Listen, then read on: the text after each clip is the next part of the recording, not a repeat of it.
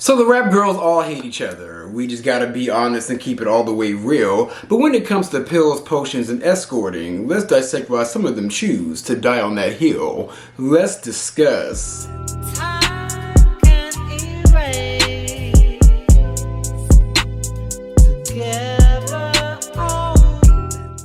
What's up, y'all? It's your boy Beasley here. I hope you all are staying cool, calm, and collected out there. So today I wanted to go ahead and talk about the rap girls, and the rap girls I want to talk about today are Saweetie, Cardi B, and Nicki Minaj.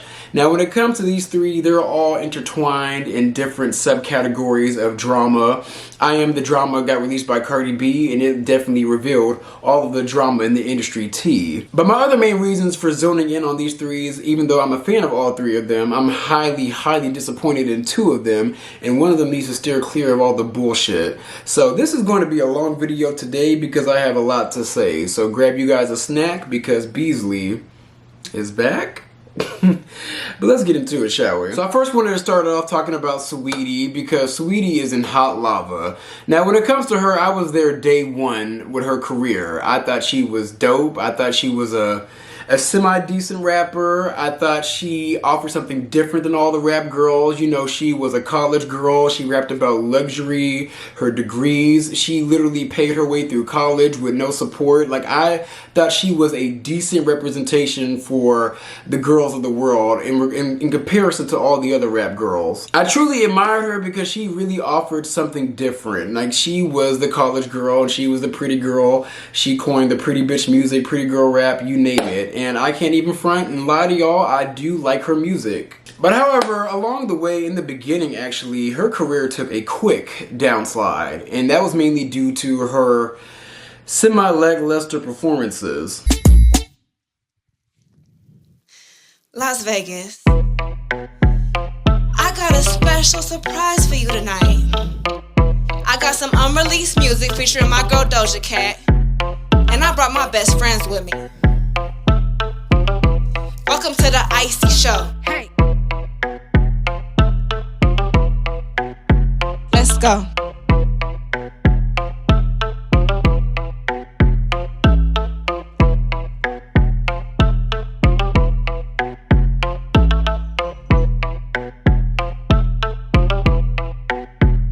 You ready?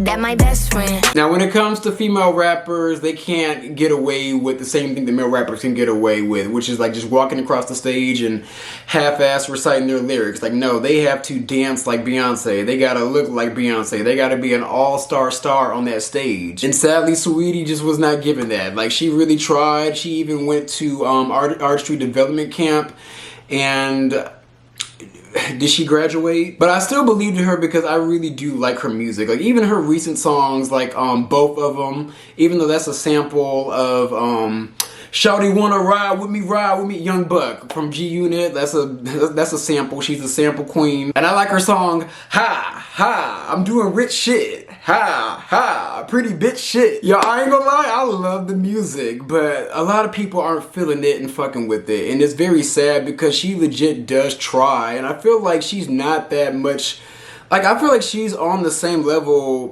probably like a few steps above an Ice Spice. So it's like, it's sad because you can kind of tell that the career that was promised to her, that she was on the trajectory of having, you could tell that the industry kind of just gave all of that to Ice Spice. But it's sad because after that artistry development camp that she went to, she still had lackluster performances and she just was not able to really just hang there with the rest of the rap girls. Like, she was never in the conversation with the other rap girls. But y'all, the biggest indicator of the downfall of her career was back in 2021 when she released her The Single Life EP. And that's another thing, she has been signed for over 7 years and still hasn't put out a debut album, which is just very absurd. But anyways, she released that EP in 2021 and she had all these millions of followers, all these people behind her following her, but yet the EP only sold 2,000 units. Now listen, the SoundCloud girls would love to sell 2,000 units, but when you're a rapper on the grand scale of Saweetie, That's pretty fucking bad. Now, if you know me, Beasley, I love a delusional bitch. You know, I love a girl that's going to, no matter how bad she's doing, you're not gonna see her sweat. And one thing about her is, Saweetie, you're never gonna see her sweat. But at the same time, she's too delusional to a point where she equated the downfall of her career to pretty girl punishment. I saw it on TikTok. They talk about pretty privilege, but they don't talk about pretty punishment. There's been so many times I've just been counted out, and I know that it's behind animosity. I know it's because of a hidden agenda, but it makes me work harder. But this has happened like my whole life. So it's like what I deal with in the industry is just, different face, same case. Oof. So my thing with you, Saweetie girl, you created the lack of momentum in your career to pretty girl punishment, despite the fact that you had, she was actually one of the first rap girls that had an abundance of brand deals. Like, it all started with that McDonald's deal. She had all of these brand collabs, like these very high selling brand collabs. Like, I think she sold like nails and hair at one point. Like, if Saweetie was doing the damn thing and had like industry backing and a lot of different industries and brands fucking with her. But my thing is, you're equating the lack of your music really popping to pretty girl punishment. But lo and behold, you guys, now this is all alleged, the lack of her momentum in her music career is due to pretty pussy punishment. So if you guys don't know, Saweetie has been called out by her alleged tour manager. Now this is all alleged, but she's been called out by her tour manager by the name of Maybach May, to the simple fact that Saweetie is dabbling in witchcraft, dabbling in drugs, and dabbling in escorting. Now y'all, since the days of Lil' Kim, all the way down to Trina, and all the way down to the city girls and all the rap girls and all that, turning a whole generation into hoes, they always rapped about escorting, selling the box and really just fucking for bags and fuck niggas get money, all that. Like, that's like the female rap blueprint. The thing is, majority of those girls weren't really living out that life of that blueprint, allegedly. But Saweetie, if this is true, I am highly disappointed in you. See, the thing with the industry on the male rap side of things, when these rappers are signed to a record label, they get an advance and they have to recoup all that money from their advance. But when they're not able to do that, they dabble into the darker side of the industry, which deals with trafficking substances. But my thing is, with the female artists that aren't able to really sell and recoup their advances and all the money that the label has spent on them, what do they have to do to recoup that money? Now listen, prostituting and escorting is the oldest profession, but however, we don't really know what goes on in the industry, but something tells me that some hoeing activity is definitely going on behind the scenes. I mean, when you look at Diddy, like, he just got blasted for literally prostituting some girls throughout the industry, including allegedly Young Miami. And then in the industry, it's not even just limited to music. They have this thing called yachting. Now, yachting is when a very high-standing influencer or a celebrity is paid to be on a yacht and provide services and fun and be eye candy to certain billionaires. And crazy enough, the people that have been linked to yachting are the likes of Zac Efron and also Meghan Markle, allegedly. Saweetie is allegedly a yacht girl who makes far more money from yachting than she does from her music career. And according to this blind item, she allegedly has a substance abuse problem that is making her messy and causing her to lose yachting clients. And the blind item reads, this A-list Nepo baby, who's a rapper, singer, niece, cousin, and granddaughter of famous names, earns way more from yachting each week than from her actual music. But her substance habit has gotten out of control, and the messiness is driving clients away fast. And again, this is allegedly Saweetie, who is the niece of MC Hammer, the cousin of Gabrielle Union, and the granddaughter of football player Willie Harper. And the related headline reads, Saweetie accused by ex-road manager of dodging payments, witchcraft, using substances, and leveraging romantic relationships to support her lifestyle.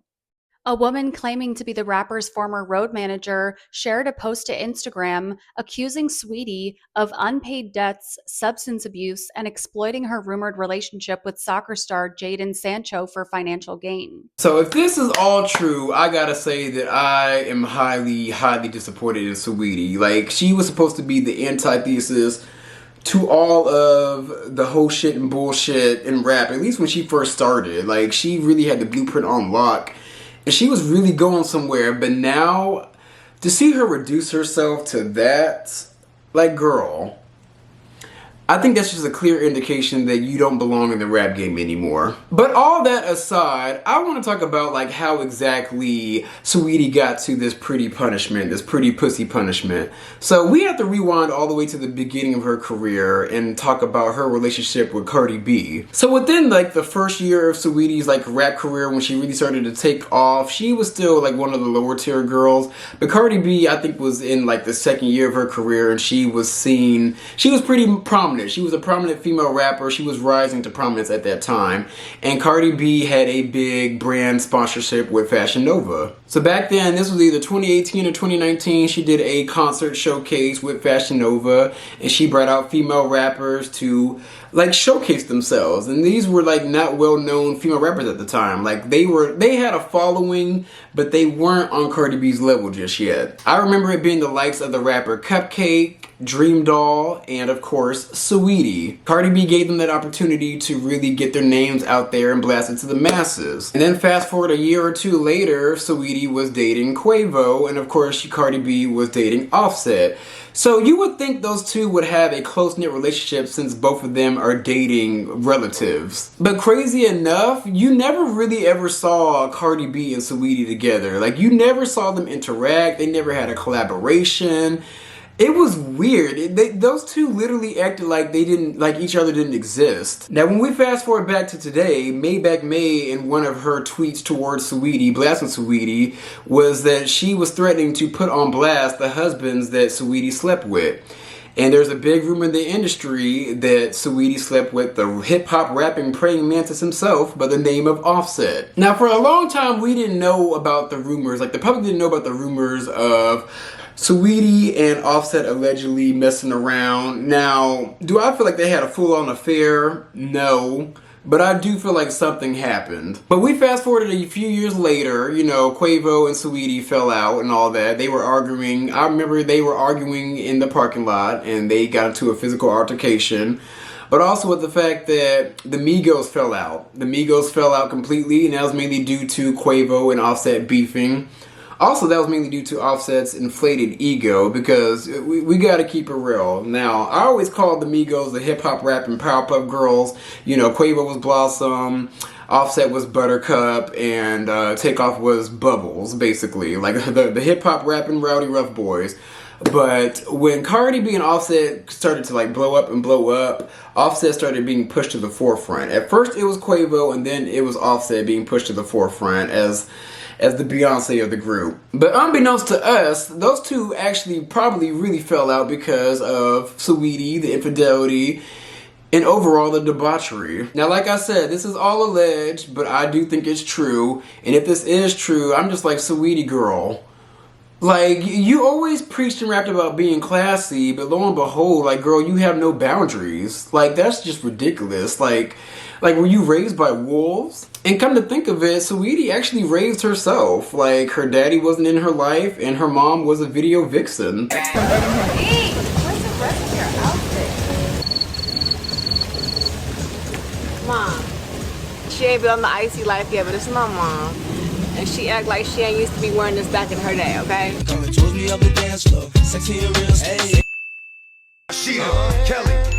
Now, video vixens get a bad rap. You know, they get a rap for being industry thoughts. But at the end of the day, like, she was out there thoughting and bopping in multiple music videos and allegedly not really raising Saweetie. Now, her mom took care of her primarily, but at the end of the day, like, Saweetie saw how her mom was moving and grew up and moved the same way. But y'all, if this is all true, Saweetie girl, this is just a fat ass fall from grace. Like, you were there.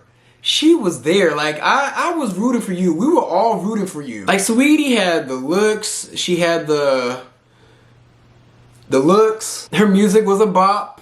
It may not have taken her to the top, but her music was a bop. But it's sad that you had all of this backing and all of this momentum, and now you're just allegedly selling box. And it just has me thinking, like, to really live out and achieve your dreams, if you have to do that because you can't really sell that well, like, is it really worth it? And the sad thing is, like, she was on the trajectory to selling well. Like, she has had hits. I don't understand why it's not sticking, but maybe it's not sticking, Saweetie, because this is not the lane you're supposed to be in. Saweetie, you get affirmed many a times by how pretty you are. You literally have a beautiful face, a beautiful head of hair, a beautiful face for makeup. That's one thing she needs to do. She needs to enter in the beauty industry. That's where she really will make some serious bag and some cash. Like, I'll never forget, she works with this makeup artist by the name of Beasley, and I'll never forget, they had this beautiful look where her just beat face, and she had like this big high body count hair, but she had this big head of high body count hair with butterflies in it, and she looked absolutely immaculate. Like, I could see that on a poster somewhere. I could see that on the cover of an eyeshadow palette. Eyeshadow palettes, girl. That's what you and Beasley need to team up and do. Like, I really think if she teamed up with that makeup artist right there, they could really do the damn thing in beauty and make a bigger name for both of themselves. And my thing is, girl, you're gonna have to pivot, because in the music industry, like, things are not gonna bode well if you keep going down this industry. Like, I really truly feel like Cardi B and some other, like, very powerful woman that she probably slept with's husband, I really think those are the people that are blackballing her. Like, she's being blackballed by a powerful woman in the industry, and if she stays in this industry, it's not going to bode well. And then she's gonna be out on her luck having to sell more box. Like, Saweetie, the whole world is giving you the blueprint on what you need to do. Like, you need to double down on being an influencer. That's where she was really making her bag. Be an influencer, get in the beauty industry, do beauty collabs, like she could even collab with Rihanna, you know, if she hasn't messed around with A$AP Rock. Wait a minute. Y'all, I just had an intuitive download. I'm gonna leave that alone. Now, I will say, like, who am I to tell somebody what to do with their dreams and all that? But at the same time, Saweetie, I think you're really just ignoring God and your intuition at this point, telling you to pivot out of this music industry. You're not making money. You allegedly have to sell box. And I just think you're dumb as fuck if you don't leverage, like, the people around you. For example, she's related to Gabrielle Union and also MC Hammer. Like, you do not have to be out here selling your cooter. Hell, she can even do a collab with Razor and put out pink scooters. Like, Saweetie, you have so much potential and opportunity to do so much more, and I do not want to see you just drag yourself down into hell to stay afloat in an industry that does not fuck with you. Like, the music industry does not fuck with you like that. But who am I to say? She may have a lot of contracts in the way, and she may have to find a way to pay back all of this money, but girl, they're gonna drag you. Saweetie can do so much, and it's sad to see her sell herself literally so short. So lastly, I want to briefly talk about Nicki Minaj versus Cardi B. Now, I was going to talk about this a few weeks ago, last week, but when I saw those tweets, when they were tweeting each other about each other's kids,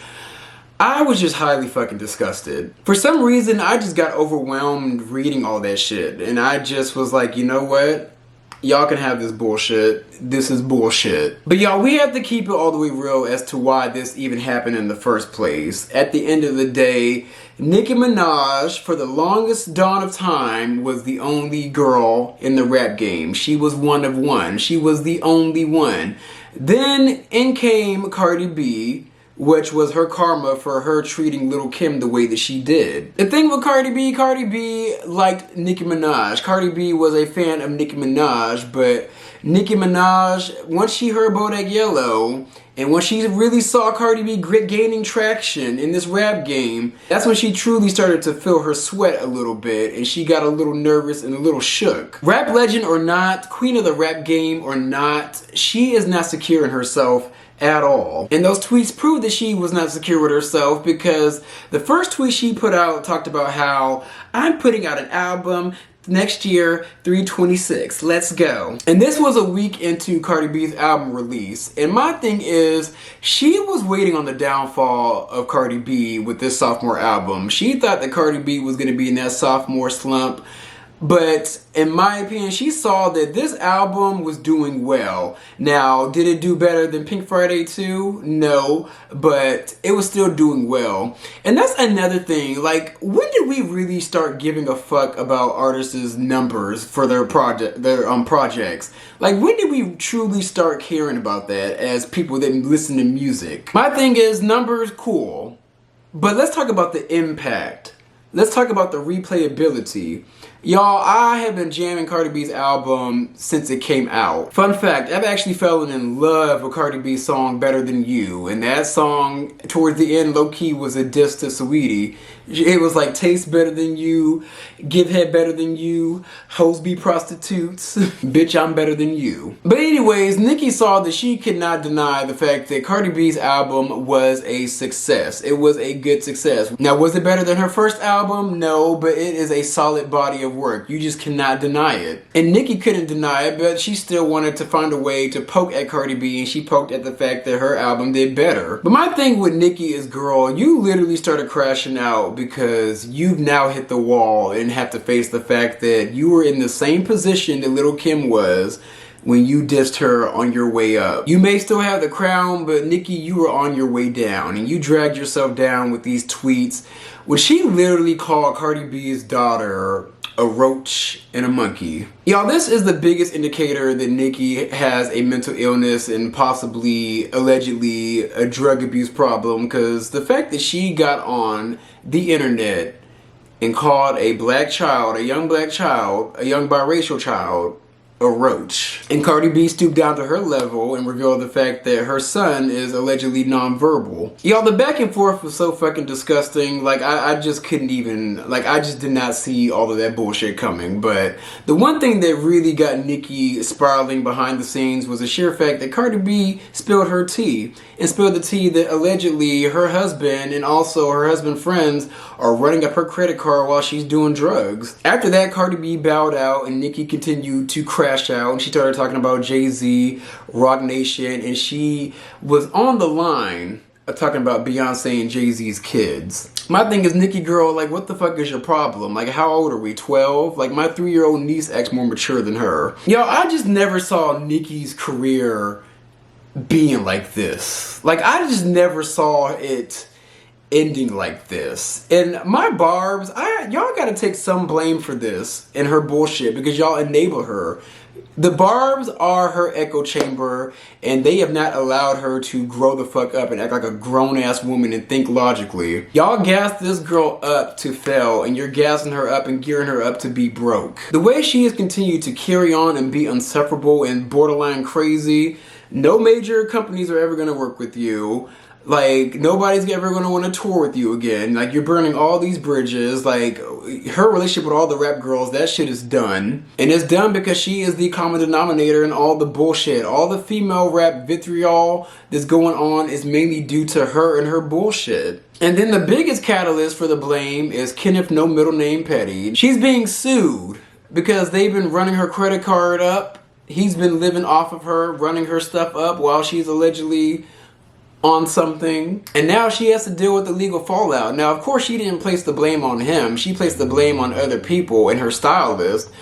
But it's like, girl, is the dick that good? It has to be that good, because she cannot see that that man is literally fucking up her livelihood and also her forward momentum in life. Like, girl, ever since this man entered your life, it has caused you nothing but strife. Like, I think that she thinks that her love is locked down when really, in his eyes, Nicki Minaj is just his love after lockup. Kenneth Petty just hit a really big lick. Like, he was able to get in there and make shit stick. And now whenever she's crashing out, he allegedly goes out and starts cashing out.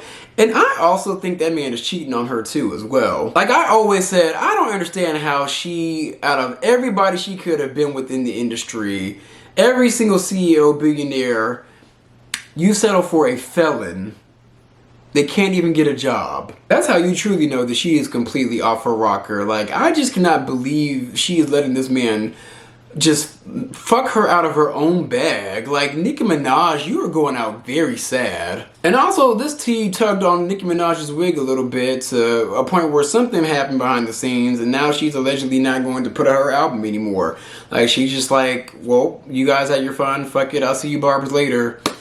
And I'm just like, girl, you need to go into rehab. I truly think that's what she needs to do, because I still can't get over those tweets. Now, Cardi B is not innocent, but at the end of the day, she made Cardi B look way much better in comparison. And the way you were crashing out, girl, you got me rooting for Cardi B even more. Because, like, now, the only thing I don't agree with Cardi B was her letting herself get pregnant right when she's about to go on tour and roll out this album. I'm just like, girl, you couldn't wait until after the fact. Like I understand you got the wet Pinocchio that'll choke you, but like, girl, you couldn't put down the dick for 1 minute? But my advice to Nicki Minaj and Cardi B, girl, just steer clear of the bullshit.